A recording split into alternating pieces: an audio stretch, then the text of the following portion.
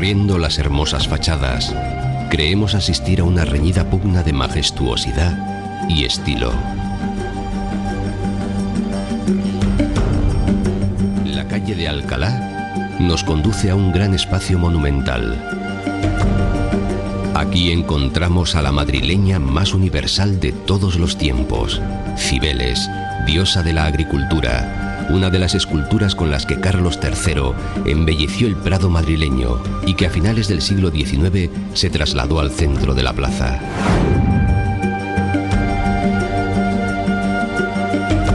En 1919, Madrid estrenó este palacio como central de correos y telégrafos.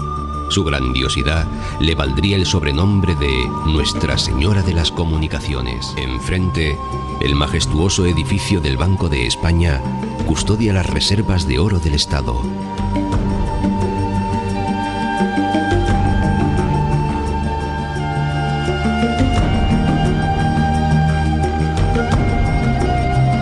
Ha llegado el momento de que tomemos altura, porque una nueva ciudad nos espera.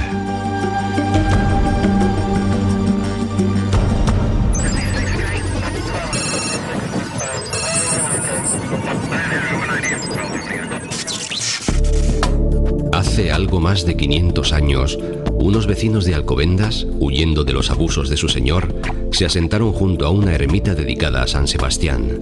Los reyes católicos les ampararon, y así nació San Sebastián de los Reyes. Casi en ese mismo instante, comenzó una afición taurina que ha dado lugar a los encierros más populosos de Madrid y unos de los más relevantes de toda España. Hoy sobrevolamos una ciudad de más de 60.000 vecinos.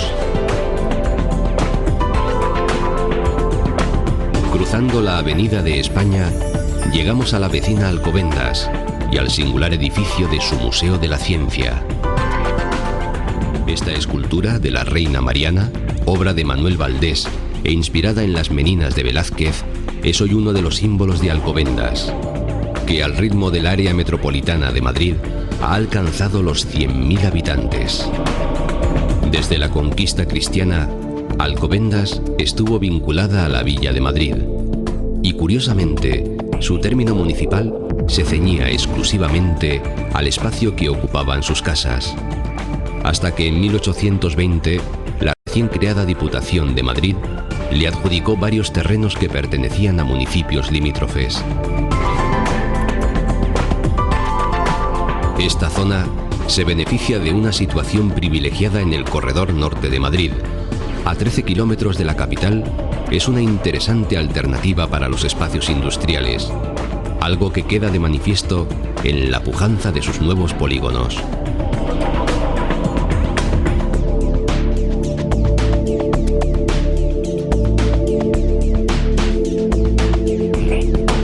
La ciudad ha luchado por un desarrollo urbano que quiere hacer sostenible la calidad de vida de sus vecinos y la conservación medioambiental.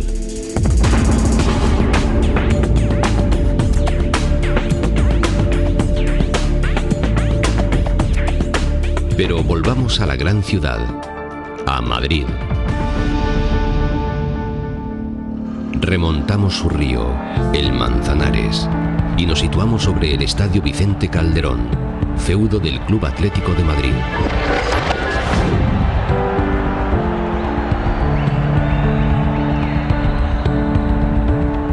El fútbol hace sufrir y a veces gozar a esta inquebrantable afición que sencillamente no puede evitar ser colchonera.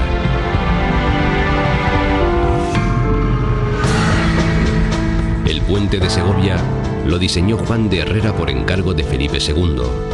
El rey lo utilizó para acceder a unos terrenos que había comprado a los Vargas, al otro lado del Manzanares. Una finca con muy buena caza y una pequeña casa-palacio. Una casa de campo, que se convirtió en lugar de recreo y descanso para los sucesivos monarcas españoles, hasta que al proclamarse la Segunda República pasó al Ayuntamiento de Madrid, que la abrió al público.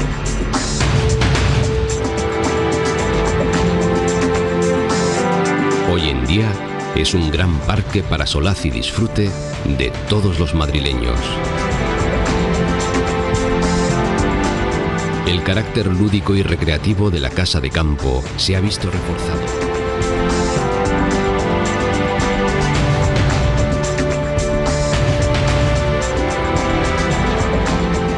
A finales de los 60 se creó el Parque de Atracciones de Madrid.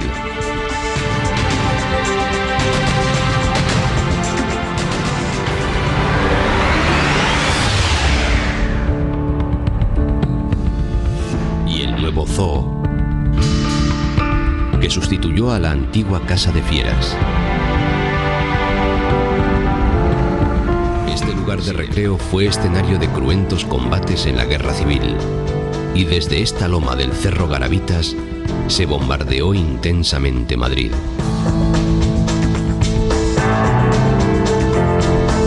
También a finales de los 60 se construyó este teleférico con el Paseo de Rosales.